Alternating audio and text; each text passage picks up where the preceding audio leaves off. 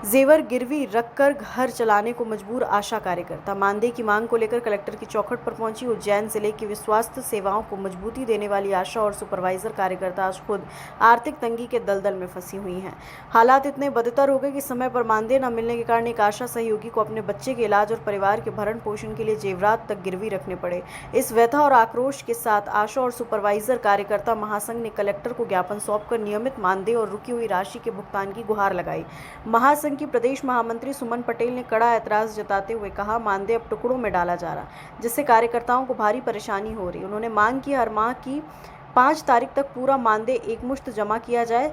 वहीं जिला अध्यक्ष वंदना जोशी ने प्रशासन के भेदभावपूर्ण रवैये पर सवाल उठाते हुए बताया कि साल 2023 की बढ़ी हुई राशि ताजपुर ब्लॉक के सुपरवाइजरों को अब तक नहीं मिली। साथ ही आंदोलन में शामिल होने पर केवल इस ब्लॉक के कार्यकर्ता का वेतन काटा गया, जो कि पूरी तरह अनुचित है। इधर महिदपुर तहसील की आशा सहयोगी लांड कुंवर चौहान ने अपनी दर्द भरी दास्तां सुनाते हुए कहा कि अक्टूबर माह में एक मीटिंग में न जा पाने के कारण उन्हें काम से हटा दिया गया था। महासंघ के हस्तक्षेप के बाद बहाली तो हो गई, लेकिन पिछले 5 माह से उन्हें वेतन नहीं दिया। लाड कुंवर ने बताया कि बीमार बच्ची की देखभाल और घर चलाने के लिए उन्हें अपने जेवर गिरवी रखने पड़े, लेकिन अधिकारी सिर्फ जल्द भुगतान का आश्वासन देकर उन्हें टाल रहे। कार्यकर्ताओं ने चेतावनी दी कि यदि फील्ड वर्क के नाम पर अधिकारियों द्वारा की जा रही प्रताड़ना और मानदेय की समस्या का शीघ्र निराकरण नहीं हुआ तो वो उग्र आंदोलन करने के लिए बाध्य होंगे। ये आज हमारा ज्ञापन जिला स्तरीय था और केवल उज्जैन जिले में ही हमने दिया है। आशा और सुपरवाइजरों की कई समस्याएं हैं, उसके विषय पे कलेक्टर सर को अवगत कराया है। क्या समस्या है? आशा और सुपरवाइजर को टाइम से पैसा नहीं मिल रहा है और मिल भी रहा है तो बहुत ही कम मात्रा में मिल रहा है। आशा को ही समझ में नहीं आ रहा है कि हमारा पैसा कैसे मिल रहा, क्या हो। कभी 100 रुपये डाल दिए, कभी 500 रुपये डाल दिए, कभी 1000 रुपये डाल दिए। इस तरह से आशा का पैसा आ रहा है और सुपरवाइजरों का भी पैसा 6000 एक बार डाल देते हैं, फिर 9000 का पता नहीं कब आते हैं, ऐसे करके 15000 आते हैं। और आशा का भी इसी प्रकार 2000 डाल दिए, फिर 4000 पता नहीं कब डालेंगे। ऐसे ही करके आशा और सुपरवाइजर परेशान है। हम ये चाहते हैं कि हमारा पैसा जैसे पहले आता था एक मुश्त, ऐसे ही आशा और सुपरवाइजर का पैसा इकट्ठा आना चाहिए।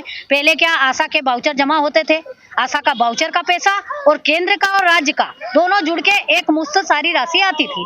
अब इनको सूझी नहीं पड़ रही हमारा कौन सा पैसा आया और कौन सा नहीं आया। और ऐसे ही सुपरवाइजर का और टुकड़े टुकड़े में जब पैसा आ रहा है तो हम लोगों को बहुत परेशानी आ रही है। उसके लिए हमने कलेक्टर सर को बोला है आज।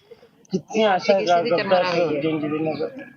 उज्जैन जिले में कम से कम 1800 आशा है। आपका नाम? मेरा नाम है श्रीमती सुमन पटेल।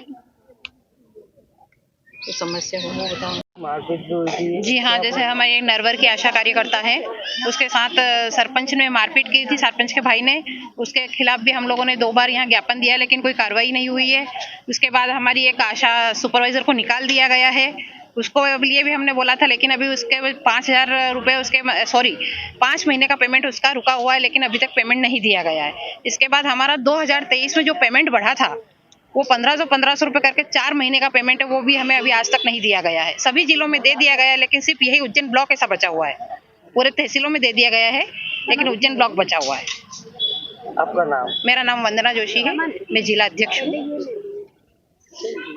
खबर भारतवर्ष के लिए उज्जैन मध्य प्रदेश से संजय शर्मा की रिपोर्ट। अपने शहर अपने प्रदेश की ताज़ा खबरों के लिए लाइक करें, शेयर करें, सब्सक्राइब करें और हाँ, बेल आइकन दबाना ना भूलें, क्योंकि खबर हमारी, फैसला जनतंत्र का।